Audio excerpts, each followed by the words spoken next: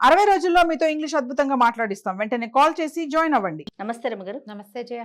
రమ్మగారు, బాగా తెలివిగా ఉన్నవారు వాళ్ళ స్టోరీలు చెప్తూ ఉంటారు కదా.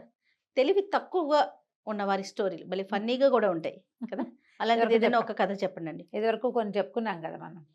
ఓ ఊళ్ళో పానకాలని ఒక ఆయన ఉండేవాడు. ఆయన అనుకోండి, ఒక కుర్రాడు అనుకో. వాడు ఏదో కొంచెం సుమారుగా ఉండేవాడు. అంత తెలివైన వాడు కాదు, ఒట్టు వెరుబాగులాడా అనేవాళ్ళు వాళ్ళ ఊళ్ళో. ఆ ఊళ్ళో ఏం పని దొరికేది కాదు. సరే ఏమనుకున్నాడు, కొంచెం దూరంగా ఓ రంగాపురం అనే ఊరు ఉంది. ఆ ఊరు పోదామని బయలుదేరాడు. అక్కడ ఏమైనా పని దొరుకుతుంది అని నడుచుకుంటూ పోయాడు. అప్పుడు ఏముంది, పల్లెటూళ్ళలో ఇవే కదా. అవును. నడిచాడు నడిచాడు నడిచాడు నడిచాడు. సరే ఆ ఊళ్ళోకి ప్రవేశిస్తూనే కొంచెం ఒక 10 అడుగులు ముందుకెళ్ళంగానే ఇళ్ళు మొదలైపోయినాయి. ఊర్లలో గమనించండి, ఊళ్ళోకి వెళ్ళగానే మనకేమి ఇళ్ళు వాకిళ్ళు కనపడవు. అవుట్స్కట్స్లో సిటీస్లో లాగానే ఖాళీగా ఉన్నట్టుండి ఒక ఒక దారి దాటిన తర్వాత అప్పుడు ఇళ్ళు ఇల్లు మొదలు కనిపిస్తుంది. కొంచెం తొందరగానే ఇళ్ళు ఉన్నాయి.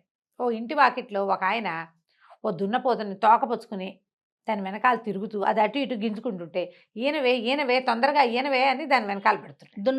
దున్నపోతు. ఆ దున్నపోతు అదేమో తోక విదిలించుకుంటూ తన్నడం గినడం చేయటల్లా పాపం. తోక విదిలించుకుంటోంది, అటు ఇటు ఇటు ఇటు తిరుగుతోంది. ఎప్పటికీ ఇంతవే 100 రూపాయలు పోసుకొన్నాను నేను నిన్ను, నీ మొహమండా అని తిడుతున్నాడు దాన్ని. అక్కడి నుంచి ఆ తోక విదిలించుకోవడానికి ట్రై చేస్తోంది. ఇది చూస్తున్నాడు. వీడికి చూస్తూ చూస్తూ వాళ్ళకి అప్తే రేపు ఎంతుంది ఏమిటి అని చూస్తున్నాడు. వీడి తెలివితేటలు అవి. అక్కడి నుంచి ఏం చేశాడు, ఛీ నీతోటి ఇట్లా కాదు, నిన్న రాత్రే నువ్వు పిల్లని పెడతావని చెప్పాడు నిన్ను నమ్మినవాడు.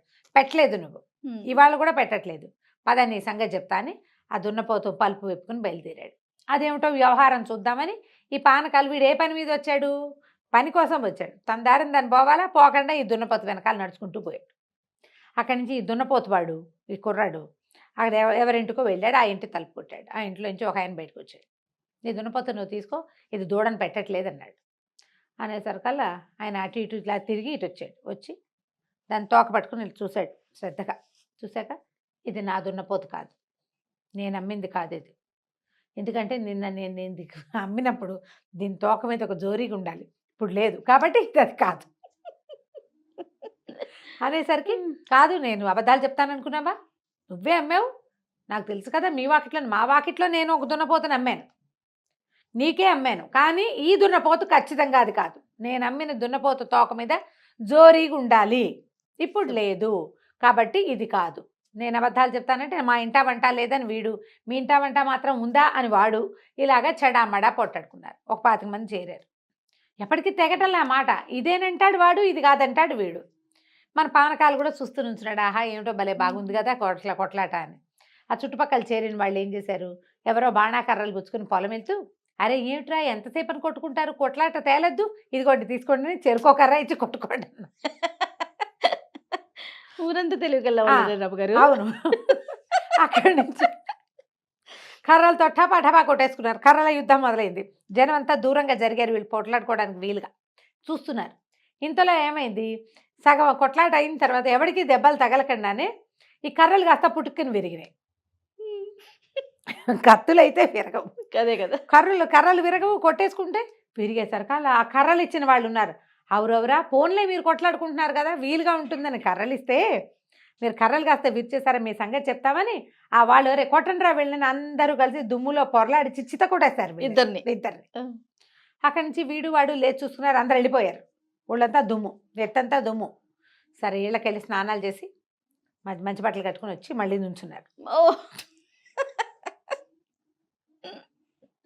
నుంచుని మన గొడవ ఇట్లా తేలదు, దూడేస్తుందని దున్నపోతు నమ్మావు, ఆ దున్నపోతు ఎప్పటికీ పిల్లని పెట్టట్లా, దీతగాదా మీద మనం వెళ్దాం పంచాయతీ. వీళ్ళందరూ మన కొట్టారని చెప్పాలి కదా మరి అని చెప్పి గ్రామాధికారి న్యాయాధికారి దగ్గరికి వెళ్ళారు. ఈ పానకాలు వీళ్ళు స్నానాలు చేసి వచ్చేదాకా నుంచున్నాడు. ఈ తగాదా తేలాలి, వాడికి అర్థం కావాలి ఏం జరుగుతుందో. వీడు కూడా పోయాడు అక్కడికి. గ్రామాధికారికి చెప్పారు, ఇలా దున్నపోతుని అమ్మాడండి, నేను కొన్నానండి.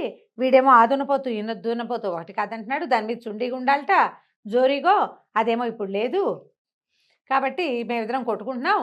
మేము కొట్టుకుంటుంటే ఊళ్ళో వాళ్ళు వచ్చి మాకు చెరుకోకర్ర ఇచ్చారండి, కర్రలు కాస్త విరిగిపోయాయండి, మా కర్రలు విరిచేస్తారని వాళ్ళంతా మమ్మల్ని దుర్ముల్లో పొరలాడించి కొట్టారండి. రంగయ్య, భూషయ్య, రామయ్య, సిద్ధప్ప అని 10 పేర్లు చెప్పారు. గ్రామాధికారి కొళ్ళు మండిపోయింది. ఏరా వెదవల్లారా, వాళ్ళు కొట్టారని చెప్తున్నారా, ఏది మీరు ఇంత శుభ్రంగా ఉన్నారు, ఇలాంటి తీర్పులు నేను చెప్పాను, అరే వీళ్ళిద్దరిని చితకొట్టేయండి రా అని.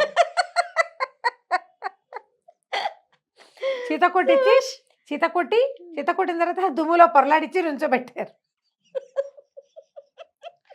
మరి సీక్వెన్స్ కరెక్ట్గా ఉండాలి కదా, సీన్ రీకన్స్ట్రక్షన్ చెయ్యొద్దు. రీకన్స్ట్రక్షన్ తర్వాత దుమ్ము నెత్తి మీద వీపు మీద యథాప్రకారంగా దెబ్బలు. స్నానం చేశాక కొంచెం రిలాక్స్ అయ్యారు, మళ్ళీ పడ్డాయి దెబ్బలు. నుంచినాక ఇప్పుడు చెప్పండి మీ సంగతి ఏంటో. ఇప్పుడు కరెక్ట్గా సీక్వెన్స్ కరెక్ట్ కాదు, వీళ్ళిద్దరు మొహాలు చూసుకున్నారు. ఇప్పుడు ఒట్టిగా తన్నులు తిన్నావు. దున్నపోత సంగతి చెప్తే ఇంకెన్ని తన్నులు తినాల్సి వస్తుందో తీర్పు కోసం. వద్దులే వెళ్ళిపోదాం అనుకున్నారు, సైకిల్ చేసుకున్నారు. సరేలే ఏం చేస్తామని ఎవరి దారిని వాళ్ళు బయలుదేరారు. మన పానకాలు కూడా వాళ్ళ వెనకాల బయలుదేరి ఆ మొదట దున్నపోతును కొనుక్కున్నవాడు ఉన్నాడు కదా, వాడిని అన్నాడు, ఎందుకన్నా ఇంత గొడవ, దూడని ఇవాళ వేయింది రేపు వేయదు, 2 రోజులాగా అదే పెడుతుంది దూడని. దున్నపోత అనగా ఏముంది, దూడని పెట్టక అదేం చేస్తుంది, రేపో ఎల్లుండో పెడుతుందిలే, అనవసరంగా ఇంత గొడవ చేసుకుని దెబ్బలు తిన్నావు నువ్వు వృధాగా అన్నాడు. అనేసరికల్లా వాడు సంతోషించాడు, చాలా మంచివాడివిరా నువ్వు, నాకు మంచి ఐడియా చెప్పావు, ముందే చెప్పుంటే అసలు ఈ కొట్లాటకు వెళ్ళకపోయేవాడిని, ఇంకో 2 రోజులు చూసేవాడిని, దానికి ఏమైనా పని కావాలంటే నేను చూపిస్తానని ఈ మహా తెలివైన పానకాలను కూడా పెంపడుపుచ్చుకుని తీసుకుపోయాడు. ఆ ఊళ్ళో వాడికి తప్పకుండా పని దొరుకుతుంది, అంతే కదా, అందరూ మహా తెలివైన వాళ్ళు కదా. బాగుంది. తెలివి గల్ల వాళ్ళ కథలు. ఇప్పుడు ఏంటంటే అవతల వాళ్ళని ఫూల్స్ని చేయటం కష్టం, అందరూ ఫూల్సే అయితే ఏముంది. ఇలాంటి ముల్లా నసరుద్దీన్ కథ కూడా ఒకటి ఇలాంటిది ఉంటుంది. ఆయనకి గాడిదలు ఉన్నాయట నసరుద్దీన్కి.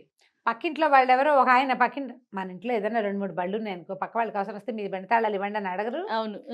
కంచర్ గాడిదలు 2-3 ఏమో బయటికి పంపించేశాడు, వాళ్ళ అబ్బాయి వాళ్ళు వేసుకెళ్ళిపోయారు. ఒక్క గాడిదని పక్కింటి ఆయన వచ్చాడు, వచ్చి ముల్లా గారు నేను బయటకు వెళ్ళాలి, మీ గాడిదని కొంచెం అరివిస్తారన్నాడు. లేదు మా ఇంట్లో మా గాడిద అన్నాడు. ఇలా 2-3 సార్లు మాట్లాడుతుంటే అందరూ మాట్లాడుతున్నారు, గడ్డి ఏమైనా తెచ్చారని ఆ పక్కన సందులో కట్టేసిన కంచర్ గాడిద ఓనర్ పెట్టంగానే ఆయన అడిగట, అదేంటండి మీరు గాడిద లేదన్నారు, మీ గాడిద అరుస్తుందంటే నువ్వు ముల్లా నమ్ముతావా గాడిదని నమ్ముతావా అని అడిగట ఆయన. ఎవరిని నమ్ముతావు, అదే కదా. అప్పుడు ఆయన ఇంకేం అనలేకపోయాడు, ఆయన తెలివది వెళ్ళిపోయాడు. ఇలాగే ఉంటాయి కథలు తెలివి తక్కువ వాళ్ళకి. చాలా బాగుంది.